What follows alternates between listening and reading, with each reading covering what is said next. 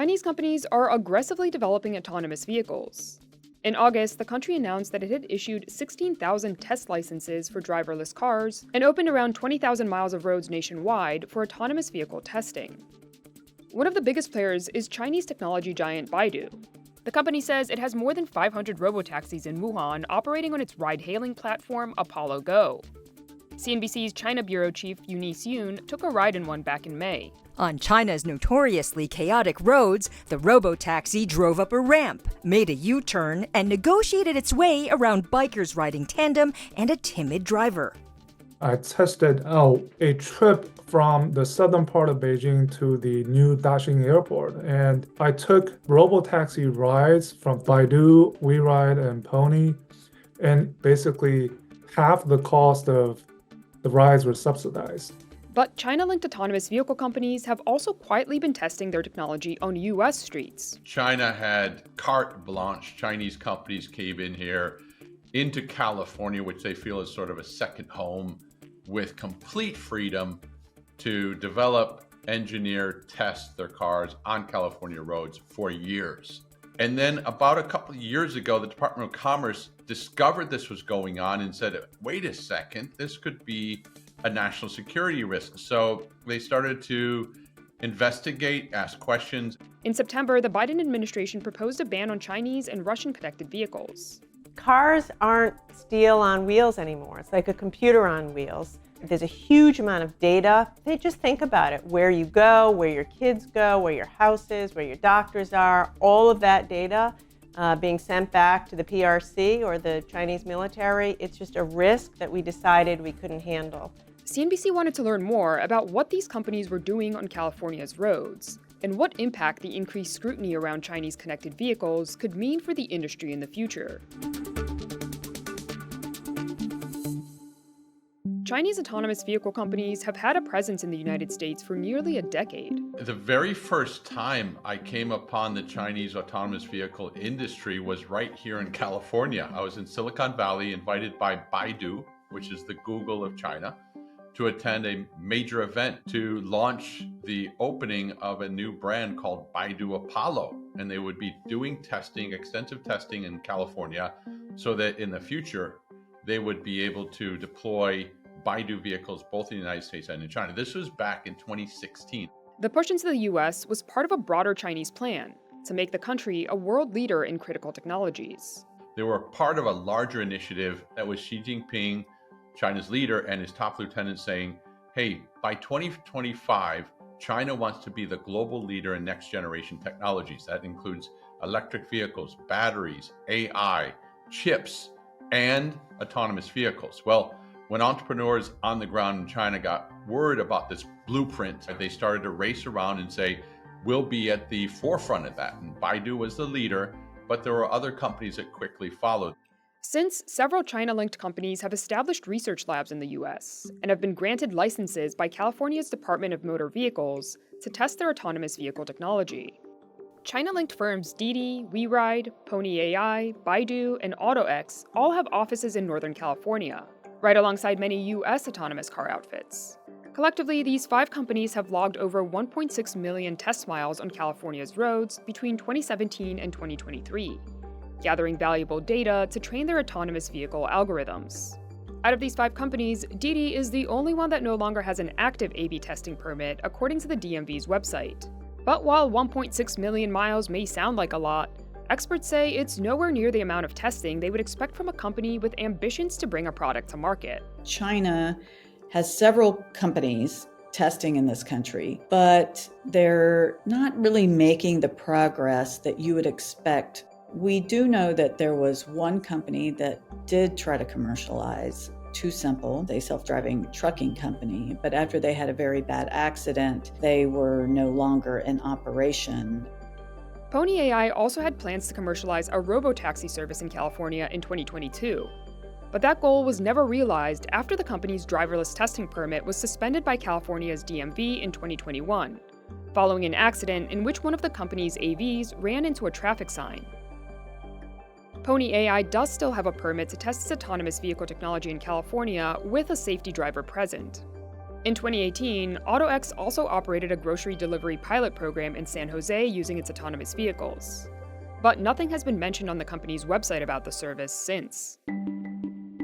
What we see out of the Chinese self-driving cars are extremely spotty testing. So they don't have a continuous testing profile that we would expect out of a more advanced company like Waymo, like Zoox. They have theoretically been here to do test and development of self-driving cars, but the efforts that we see from them are half-hearted at best and certainly not keeping up with their near peers.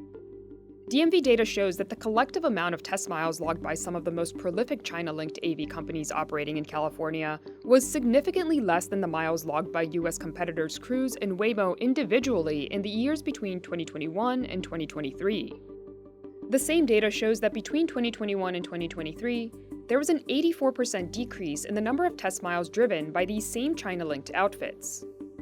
At its peak, there were more than 14 Chinese companies doing testing in California, Nevada, and Utah. Today, 2024, I see very little evidence or intention among Chinese autonomous vehicle makers to launch product in the United States. So, if competing in the US domestic market is not the goal, why were these companies here? Experts say there may have been several reasons. The Chinese were here essentially because they recognized that Silicon Valley was the cradle of autonomous vehicle technology. So where do you go? You go to where the talent is. So they hired a lot of people who had previously been working for Apple or Tesla or Waymo or Cruise and said, let's get the best talent in the world. We have funding and we want to build a world-class company. Take that knowledge, bring it back to China, apply it to our massive home market, and we're off and running. The regulatory framework around autonomous vehicle testing was also more established in California than in China during the early days of the technology. For example, California approved the state's first rules for the testing of self-driving cars on public roads back in 2014. Meanwhile, companies in China were not granted licenses to trial their AV technology for a few more years. But that regulatory landscape has been changing rather quickly. Where competition between the United States and China really rests is in the regulatory arena. AutoX, WeRide, Pony.ai, Baidu, and Baidu's joint venture with Geely called Jiyue all enjoy tremendous support at the provincial and city levels from regulators who say, we see the potential of autonomous vehicle services. We want to do everything in our power to accelerate that commercialization. Now that stands in stark contrast to what we have here in the United States, where a regulator's first concern is safety. We actually have better technology here in the United States, but the regulators are going very carefully before approving licenses for operation. The question of why these companies were operating in the US troubled Missy Cummings, who, as a former military officer and senior safety advisor to the National Highway Traffic Safety Administration, was aware of the value of the type of data that could be collected by autonomous vehicles. As people have been told over and over again, data is the new oil. It became pretty clear to me that these vehicles are very much surveillance machines. They have multiple cameras looking at everything from many different angles, and they can do the same pattern every day over and over and over again under the guise of testing, but also gathering really critical information that may not seem confidential, but certainly is sensitive about patterns of life, about vehicles that go in and out of certain installations, about how we actually do supply chain. A car drives around, it will capture images of people's faces, it'll capture buildings, it'll capture movements of other vehicles, license plates, all kinds of information that could be used as a kind of leverage in the future. Probably the single biggest risk, of course, is that those vehicles could be remotely crippled or, made to suddenly take off into an intersection randomly, spontaneously at a moment's notice, and no one would quite know what happened or why. I do think people need to recognize that it's not any one piece of information that any one drive-by of a car is probably going to be useful in some kind of cyber attack or malicious use of this data. It's actually learning about patterns of life through repetition in data collection, because you don't know that an attack on a port, for example, wasn't somehow tied back to the data that was gathered in these systems. Representative Mark Vesey of Texas is also concerned. Last year, he and 3 other representatives wrote a letter to the Biden administration warning of the dangers that Chinese autonomous vehicles operating in the U.S. pose in terms of national security and competitiveness, and urging the government to act. For the companies that are operating here in the U.S. and saying we're just collecting this data to be able to improve our vehicles, that just, again, that just doesn't make any sense at all. We know that the Chinese send companies to the U.S. to spy, and that any company that is in business in China, that they're essentially in business with the Chinese Communist Party, and they probably want to collect that data and use it in order to be able to have certain levels of advantages and innovation when it comes to shortcomings in their own products. Still, Dunn points out that what these companies were doing was in no way illegal. When it comes to where that data that was collected by Chinese companies in California went, nobody's talking. There's no smoking gun, and we'll likely never know. But realistically, their whole purpose here was to accumulate experience and learning and hire talent and create coding. And naturally, that knowledge would have transferred back to headquarters. And at the time, there were not constraints to that. There weren't any legal prohibitions. Why not send it back to China? Of course we're going to do that. In an email to CNBC, California's DMV said that it didn't treat Chinese companies any differently than any other companies when it came to granting them licenses to test their autonomous vehicles. When a company from any country wants to get a permit in the state of California, they just fill out some paperwork, pay a tiny bit of money, and then they're allowed to drive. So there's no restrictions, and there's no post supervision, meaning nobody's checking to see what anybody is doing with their data. The Biden administration's new proposed bill to ban connected cars from China and Russia is meant to address some of these concerns. The bill would cover any systems and components that connect vehicles to the outside world, including Bluetooth, cellular, satellite, Wi-Fi modules, and automated driving systems like those used by autonomous vehicles. The prohibition on software would take effect on cars model year 2027, and the prohibitions on hardware would take effect on cars of model year 2030. The proposed bill comes on top of the sky-high tariffs on Chinese vehicles that the Biden administration introduced earlier this year. Chinese companies were able to find workarounds by exporting some components to a place like Korea or Morocco, which have free trade agreements with the United States, and then shipping Chinese cars from those third countries into the US, circumventing the tariffs. So how do you plug that hole? Well, you know what? I don't care where you assemble it, in our friendly country or from China. We're not looking at origin of production. We're looking at the components, the hardware, the software, and we basically are saying, as the United States, we want to shut the door, at least for the time being, on anything that looks like, walks like, runs like a Chinese vehicle. Cummings says that while the proposed ban is a good start, she would like more to be done to protect the privacy of the public. I wish the Biden administration would go one step further and make sure companies cannot sell that data either. It's very tempting to sell the significant amount of video data being collected every day by cars with driving assist systems. So I do think that that's actually a more near-term threat, is the video that's being collected by all manufacturers, including American manufacturers. VC agrees that guardrails are needed and says we should take note of how China has treated American companies wishing to test in their country. If it wasn't that big of a deal, they would be letting us collect this same data on Chinese roads, but they're not allowing any testing to take place on their roads. But not everyone agrees with the proposed ban. Lei Xing has been covering the Chinese auto market for over 20 years and worries that the ban may stifle the progress of autonomous vehicle technology. The amount of data that these sensors collect is pretty significant. But to me, this threat is certainly politicized, because unless you have these sensors that collect information, we couldn't have the progress and the utilization of AI for these autonomous driving to go forward. Still, China has been much stricter than the US about foreign companies operating on its roads. The country heavily regulates the use of high-resolution maps and data, which are necessary for driverless systems, due to national security concerns. Currently, no foreign firm is qualified for mapping in China. It's a hurdle that Tesla, which sells and manufactures some of its electric vehicles in China, has been dealing with. In April, Tesla CEO Elon Musk reportedly scored a deal with Chinese tech giant Baidu that would give Tesla access to Baidu's high-resolution mapping and navigation technology for Tesla's full self-driving suite of driver assistance features. Do we see Waymo there? No. Do we see Cruise there? No.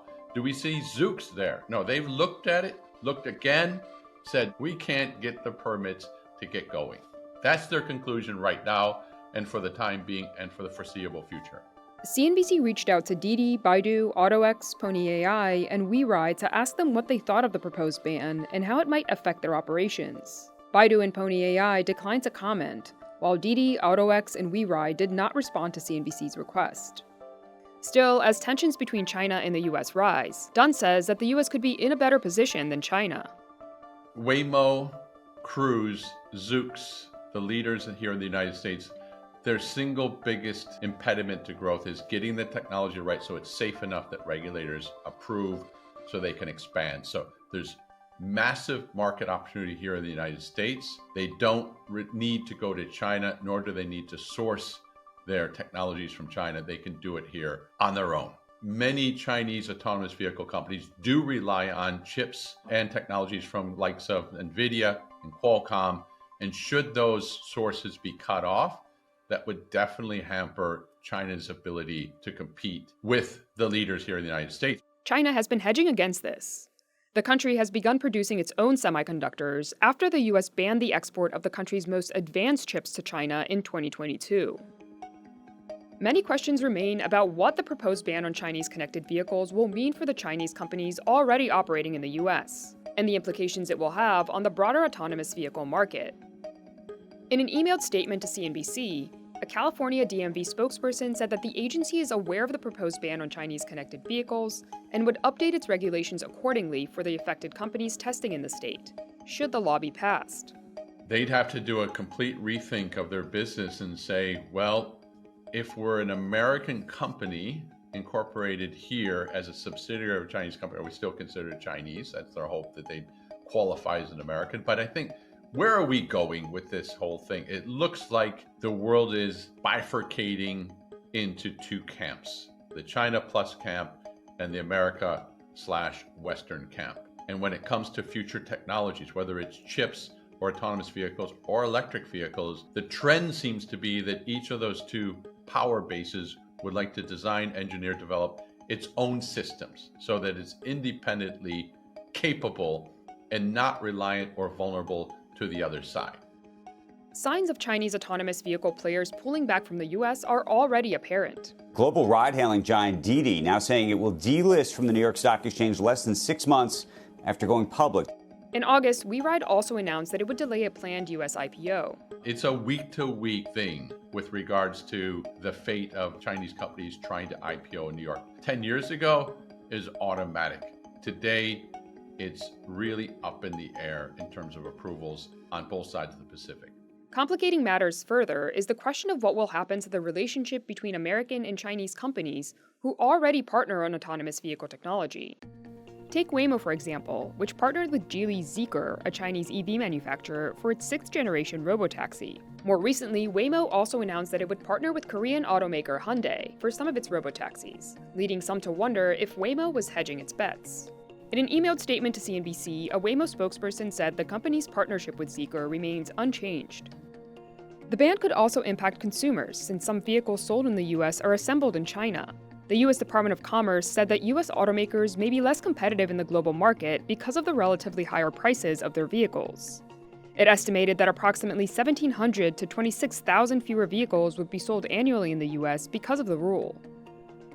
It's in the best interest of the multinational companies, from their perspective, to be able to get to source from the cheapest companies to have the relationship. So I get that, but it is not in our national interest that these companies be allowed to share data with companies that definitely have a direct link right back to the Chinese government.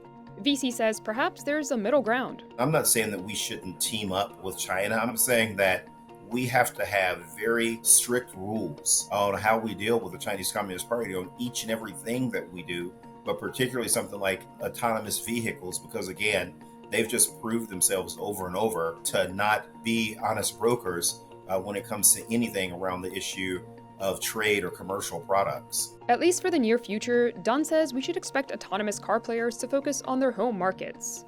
Look for the United States, companies here, American autonomous vehicle, to really focus on the US. After all, it's the most lucrative market in the world. And by the looks of it, they'll enjoy some protection from Chinese competition for years to come too. On the Chinese side, similar story. They're going to grow and prosper at home, and then look for the Chinese to begin to extend their AV applications to friendly countries in Southeast Asia, maybe South America, possibly the Middle East. There's a recognition, we had a nice run in the United States, we learned a lot, but from here forward, maybe we have enough that we can build our own innovation inside China.